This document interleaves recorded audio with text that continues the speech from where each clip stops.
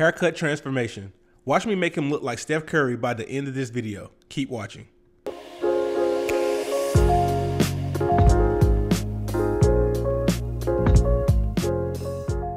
I have this special rule whenever I cut someone's locks off. They always have to cut the first one. That way they know they're 100% committed to the process. In this particular case, he's wanting to cut his locks off because over time, they've been slowly breaking off, especially in the top. His hair is showing some signs of thinning, but there's also other reasons that his hair is breaking off. He admitted that he wasn't maintaining his locks like he needed to, and since his hair is highly porous, which means that his hair absorbs moisture really quickly, when you don't moisturize it, that makes it more brittle and prone to breakage. And during this haircut, we were talking about how he could restore the condition of his hair by regularly shampooing, conditioning, and moisturizing his hair. In some cases, the clients genuinely don't know how to maintain their hair, so as a barber, it's my job to give him solutions. It's not just about cutting hair. With his facial hair, this is an example why most African American men, or just people with over curly hair in general, can't shave with a razor. With the taper, I'm not going to do anything too aggressive. The look that I was going for is something that's conservative and simple.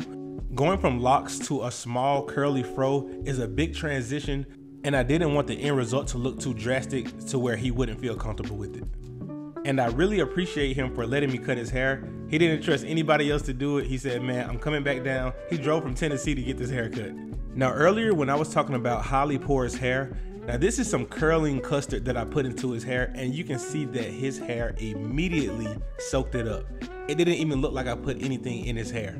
If you have a similar hair type like this, then I strongly suggest deep conditioning about 2 to 3 times a week, and that will make your hair less prone to breakage.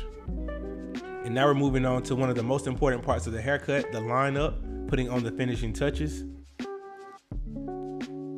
And I'm not using a razor. Whenever I'm trying to preserve hair, to me it's no point in using a razor. You can still get a sharp edge up with just your trimmers.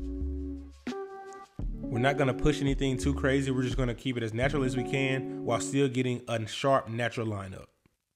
By the way, if you're new to this channel and you're getting value out of this video, I ask that you consider subscribing. It really helps the channel grow. So thank you in advance.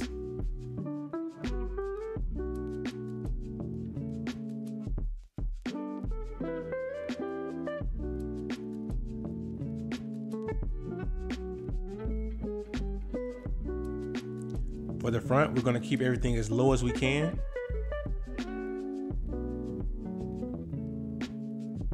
See, I'm not digging, I'm taking off just enough.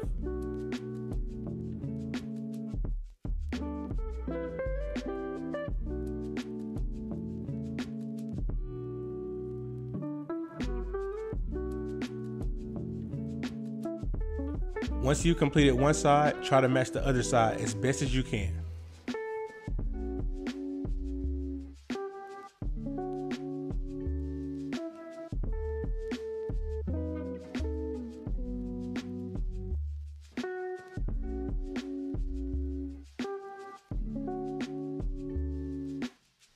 And I'm staying away from the front area because I want to see if that can fill in.